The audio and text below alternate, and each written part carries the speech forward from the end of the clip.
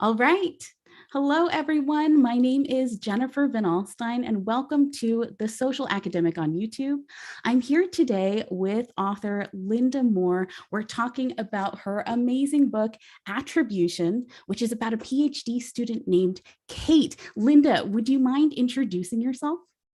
Hi, everyone. I'm Linda Moore. I spent more than a few years collecting degrees from various universities, and I'm so excited to talk to people in the academic community. Okay, so today we're talking about your book, Attribution, which is on the 2022 gift guide for academics. And I've put it on the gift guide because it is such a fun story. I think that you're really going to relate to the protagonist, Kate, who is a PhD student in art history. Can you tell us a little bit about Kate? Sure, she is a complex character, young, 23. She's suffering from the challenges of the death of her drowning death of her younger brother, Mm. only sibling, and her blue collar parents who are back in Michigan. She had to drop out of her program at U Michigan to do a lot of help around her family's home, and then finally decided the only way that she could really help them was to move forward and prove to them that a daughter could have a future as well. So she goes off to New York, and there she meets her nemesis, faculty advisor, who won't approve any of her dissertation topics. And she is assigned to do the ugly job of inventorying the art in the basement of the university. And she has found a hidden painting in an old chest that isn't on the inventory list, and decides that it could be a golden age masterpiece from about 400 years ago, in the era of Philip IV in Spain.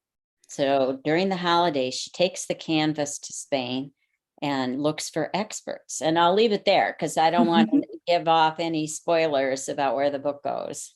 Kate's journey is so much fun, and her struggles as a graduate student, I think, are so relatable for the people that are on my blog who are going to read Attribution. Because seriously, this is an amazing book, and you should get it as a gift for the academic in your life. Now, when it comes to Kate's journey and her struggle as a grad student, she's up against an advisor who just really isn't appreciating the research that she is bringing to the table, and she wants to study women. Now, what is it about women artists that makes Kate's journey so difficult? Well, it's interesting and shocking, actually, how uh, little women have been highlighted in the history of art. The famous Jansen History of Art book that we were all assigned in History of Art 101, or even in high school AP History of Art, it is still the go-to book. The initial edition had no women artists, Mm. none. I mean, we're talking from cave art days of the Neanderthals to contemporary art. It didn't have George O'Keeffe. It didn't have Mary Cassatt. It didn't have Frida Kahlo. And it took until the 70s, when the women's movement was really coming more alive, for Jansen's son, who did a rewrite of one of the editions, to begin adding women. And you think, okay, well, that was 50 years ago. However, if you look at the collections, I was studying something about actually the piece on the cover, which is nude by Velázquez, held in the National Gallery of London. And I read something that the National Gallery of London only had 15% of its collection was women artists. And I was Wow. shocked, and I thought, oh, well, the Brits, you know. But honestly, the Met in New York has, are you ready? 7% of its collection are women artists. That's And even worse. yes. And that's with a lot of distinguished women being on the board and being in the curatorial staff.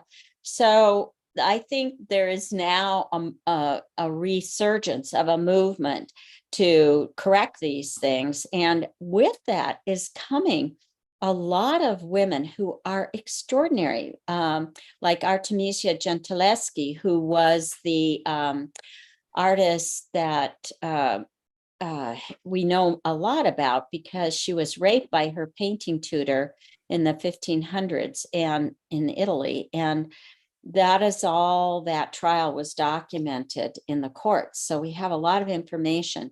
And many paintings of hers are now being reattributed to her because of the fact that, you know, people didn't believe such good works could have been done by a woman. So they would attribute them to some contemporary man. And she has had numerous exhibitions. There's a lot of exciting work going on to try to rewrite the history of women in art. I love that. It sounds like it really inspired some of the circumstances in your book. And one thing that I really love is that I can tell your passion for it. Tell me a little bit about your background in art. Well, I am a political science major as an undergraduate with a minor in Spanish and anthropology. I really became excited about art when I went to Madrid with the Education Abroad program of the University of California. A wonderful, wonderful program that has grown so much since I was in it. And I continue to be a big supporter of that program. And I discovered art. My grandmother was a painter, but the kind of art I was able to see in Europe, to be able to study Spanish art in the Prado, Italian art in the Prado, and see the real paintings, not slides in a darkened lecture hall. I was just blown away, very excited. And I never stopped loving art. I spent some time in other careers, became a hospital administrator, did different things, and then decided that I really wanted to open an art gallery. And I focused my art gallery on the art of the Southern Cone of South America, not something we see very much in California or even in the US. And I was inspired by that because I had gotten my degree, master's degree from Stanford in Latin American Studies with a specialization in politics. But I realized I could teach a lot more about Latin America and what was going on through the artist's eyes from that part of the world. And I can remember even the days where I had to bring a map of South America to the gallery and share with the staff where was Uruguay, where even Argentina play. I mean, our knowledge of the geography of South America is quite bad. I understand. I'm from Peru, and people ask me where that is all the time. Yeah. Oh, yeah. And politics of Peru right now, we could have a whole conversation about that. Yes, absolutely. But in any case, I really enjoyed the way that art and being involved with the artists and understanding their world, their history, their current challenges, that art embodies all of it. And I enjoy that so much. I was always learning, still always learning all the time, in so many areas. Well, the first time we met was at an art show, and you told me pretty immediately about attribution. It was maybe the first time that an author had been so open and so generous with the creation that they had made. I loved it, and I was so excited to read it. I heard about Kate Sterney, and I was like, I'm going to read that book. And it really did touch me. You're so comfortable talking about your book that when I saw you again at Warwick's for your reading, I was like, oh my gosh, not only is she comfortable talking about her book in person, she's letting people know that she's sharing it on Instagram, in reels, on social media. That is difficult for so many people. It's scary and anxiety provoking. What's it like to talk about your book?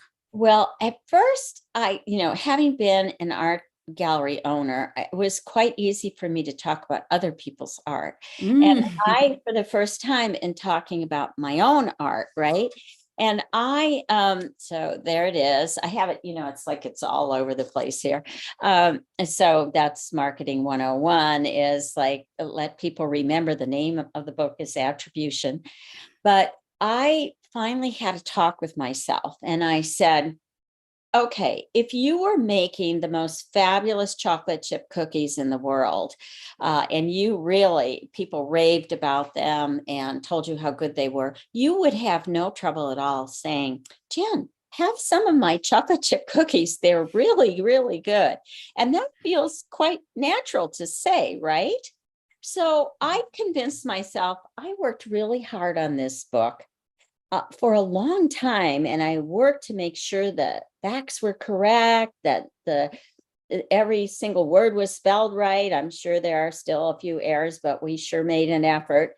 And the cover, everything about it, I was extremely, I felt it was a competent quality book, just like my chocolate chip cookies.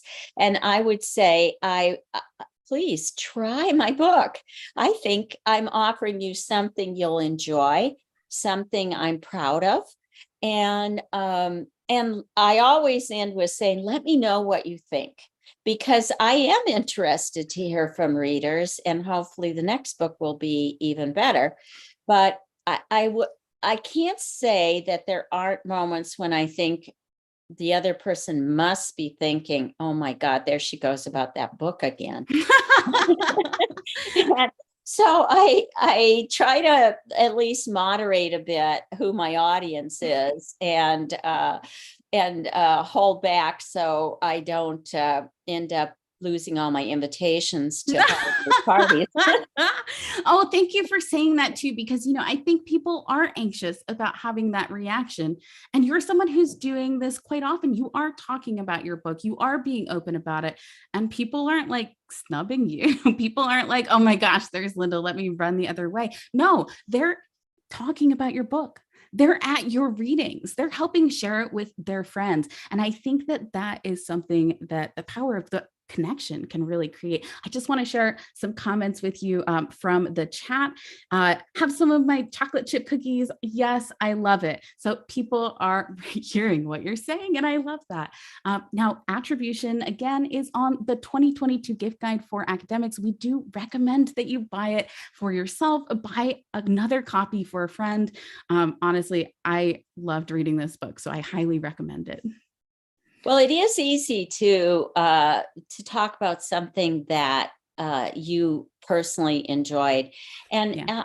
I love really to hear other people talk about it, which you can only make that happen by first talking about it yourself.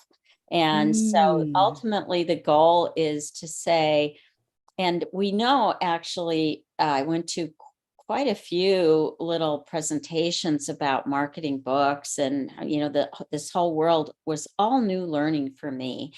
And I learned that in spite of all the social media and all the things, which I know, Jen, you're very dedicated to, and I too am, is that still word of mouth is that big source of how people find their way to a book. But how do you get word of mouth going? I mean, you can only know, so all the 100 people on my Christmas card list, right? That's easy to get to, all the, my relatives and their neighbors, and, but ultimately your circle kind of starts to slow down because we can only all know so many people personally. And so to begin to reach beyond that does mean to keep the conversation going. And I do think of it like a conversation instead of a sales pitch, because for some people, my book is not right. It's not their thing. And I've spent more than a few sessions in Barnes and Nobles and other bookstores. And the first question I ask people is, do you read novels? And if they say no, actually, I read, I don't know, biographies of sports figures, I go, okay. And then I might convert to a conversation of who their favorite team of this or that is, because I don't think they're probably going to be a reader for my book. But sometimes if I and I used to say this in the gallery, if you can't make a sale, make a friend. So I try to make a friend, and then I might find out that his sister would really enjoy the book, but Exactly. maybe he wouldn't. So word of mouth is ultimately there, but it all begins with putting yourself out there in a variety of ways, including social media, and physically showing up, and being willing to raise your flag and say, "Hey, I'm an author." Tell me a little bit more about social media. Now, I know that you're on Instagram and Facebook. Tell me about why you decided to join social media to actually market your book, to be intentional about that. I was already on social media, mostly Facebook, a little bit Instagram.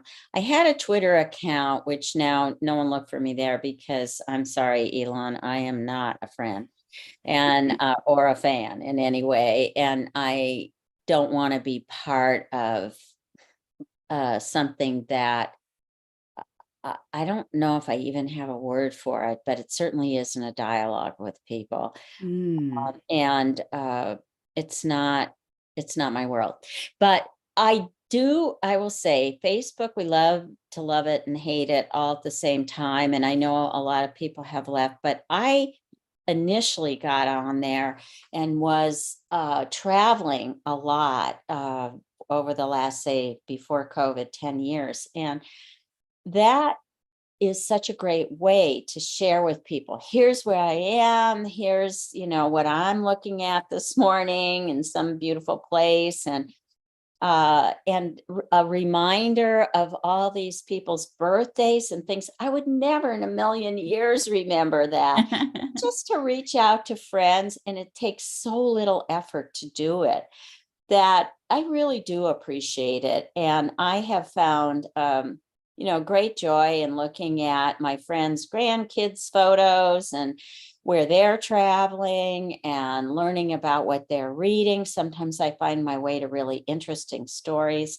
Since I've been writing stories on my Linda Moore author page on Facebook and Instagram about these women artists who've been forgotten, I post pictures of paintings that are in the book, and also photos of places in the book. But it leads to a lot of interesting conversations. And especially during COVID, when we were all so isolated, it was really nice to connect with people in a safe way. And that continues. And I have met just such amazing people. And it blows me away when I get a note from New Zealand or somewhere that someone's read the book. Yeah, how could that happen any other way? Instagram, the reels was not my world, but I will tell you, my daughter-in-law, who had 25,000 followers for their dog. Are you ready for the dog? His name is Ravioli, if you want to be his friend. But anyway, she encouraged me to do that. And I have had some fun with it. I mean, the ones of me doing exercise, which, gets a lot of attention, mostly because I'm so not fit, is is seems to be a hit. But It gets attention because they're so sweet. I okay. went home immediately after your reading when you mentioned your reel to Eye of the Tiger, and I watched it and I was like, "This should be viral. Like everyone should see Oh, this. It's good. Put it amazing." out I there, loved Sam. it. But I related to it. I loved it. it does allow you to share a different dimension of yourself, and it doesn't it could be you hitting a golf ball and missing 5 times, I don't know, but it's just a way to show that you have many layers. And I think for academic people, like many fields, people suffer from stereotypes of lawyers and doctors and professors and all that. And I think that opportunity to show you with that pet that you love, or with the house you're trying to renovate, or whatever else is going on in your life, because it makes you relatable as a person, as a human being. And even if you're teaching students or whatever, to share that dimension of yourself, I think is a really wonderful way to connect with the world. Thank you for sharing that. Just from the comments, Dr. Jennifer Polk says, I appreciate Linda sharing about having fun taking risks on social media.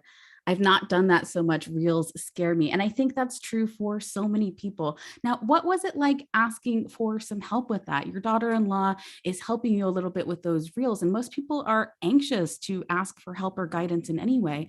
What was that experience like for you? Well, I would say in general about everything in your life, nobody knows everything. So asking for help is a very human quality, whether it's, making those chocolate chip cookies or ending up trying to figure out how the heck do I do real. And my daughter-in-law will tell you that I am like not a good student of Instagram. I'm still trying to figure it out. But she came to me and, I had not wanted to ask her because I knew she was really good at it. And just like you were saying, I was reluctant because it seems like an imposition. But we struck a deal where she wanted some of my miles that had piled up when I went nowhere during COVID to go to a friend's wedding. And so I traded her miles for making me reels. Oh, I love it. Then she decided she wanted to go with me on some of these book tours to Seattle and other places. And it was really fun to have her along and be partners in this. And she was doing some of the filming. So I learned, more of her artistic approach to production of these things. And now I do a few little videos of my own and I'll send them to her and you can take a look at those. I don't think they're Academy Award quality, frankly, but but she does a great job. Especially the ones I do are not nearly as good as the ones, but she's taught me a lot. But you know what? There's a lot out there where you can learn. You just can Google it. You don't have to necessarily put yourself in front of people. But for people who are close to young people, to make a friend and maybe, offer to edit their term paper or whatever, in order to make help, get some help. I think that young people are very happy to help. The guy who cuts my hair taught me how to do the first reel I ever did. Really? It has gotten more. Yeah, it's on there. You can see him. He's trying to do my hair and he says behind me, I'm filming, right? And he says behind me, oh, we're going to need a miracle here. And I go, oh no. And it's so simple, really. It's like all I had to do was hold the camera. But I think that it's also great to connect. I envy faculty in this way, is that and others who have the opportunity to be around young people as they get older and to understand their world and make yourself vulnerable to be the one that's the student and they're the teacher and change roles. I think that's healthy. And so if that's a motivator of why you might want to do this, to understand their world better, I think that's maybe an easy call. Well, Attribution is such a fun read. I really encourage you to pick up a copy of Attribution by author Linda Moore. It is on the 2022 gift guide for academics because it's about a PhD student named Kate who really has a journey to find herself, to find her power, to find what she wants for the world. I mean, I just loved this book and I know that you're going to love it too. Now, Linda, tell me, have you had any struggles or anxieties yourself about marketing the book? Like what's something that, I mean, it sounds like Instagram was something that was new to you, but it sounds like you really approached it with some fun. Was there something that you did struggle with though? Well, I think like this kind of thing, Jennifer, doing podcasts and radio interviews are even another more difficult because I'm a visual person. So radio interview is kind of almost more anxiety. Oh, that's And interesting. now I've sort of been through the trial by fire learning method, and I have learned a few things. Number one, don't be boring. And that goes for the Instagram and the Facebook and all of that. Try to find something interesting. And if you're not educating, then entertain, or both. Both is best, where people can learn something, but it's also extremely entertaining and enjoyable, because no one goes there because they have to. And or at least most people don't. Some people, it's a profound part of their business, but most academics, and me too, this isn't really how I pay my bills. So I think that the being in person is most important, to just be yourself. Like you're sitting with a conversation, and try to just, like we're having coffee, Jen, and not worry about. I was on a panel recently at a bookstore, Book Passage. Some of you may know it in the Bay Area. And one of the people on the panel with me, the moderator had sent us some questions ahead, like we might have questions like this, but I'd done enough of these to know that nothing ever goes like the plan, Mm. right? So you have to be flexible. And she had, this is a super highly educated person, and she had written out all the answers to her questions, and she was ready to read them like it was a lecture or presentation.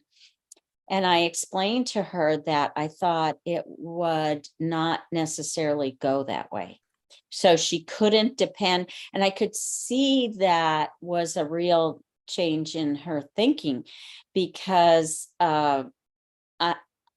in the moment she would be frustrated that she wasn't getting through the assignment, right? But there is no assignment. It's a conversation that needs to be very flexible if it's going to be real and authentic. So being adaptable. And it sounds like you can prepare, but you can't prepare for everything. And being able to have that conversation and be interested in the spontaneity that the conversation might go in, it is really important. Absolutely. Well, thank you, Linda, so much for coming on and telling us more about what your approach to book marketing is and how you really are connecting with people, individual people, to help share your book. And I think that it makes such a difference. I could see the passion of the people who were in your audience at Warwick's Bookshop here in Southern California.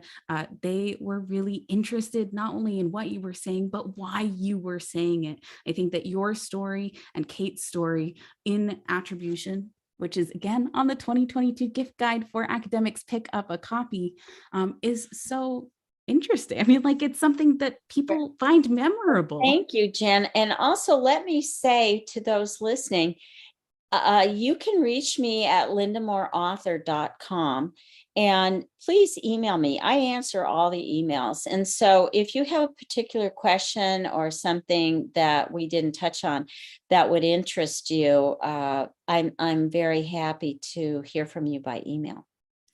Thank you so much for everyone who watched us live. The link to Attribution is down below in the YouTube description, as well as the link to Linda's website. Linda, thank you so much for joining me live. Stick around for a second. Okay. We just have to make sure that on YouTube, it actually stops before we hit end stream. I'm watching myself talk. There's like a slight delay.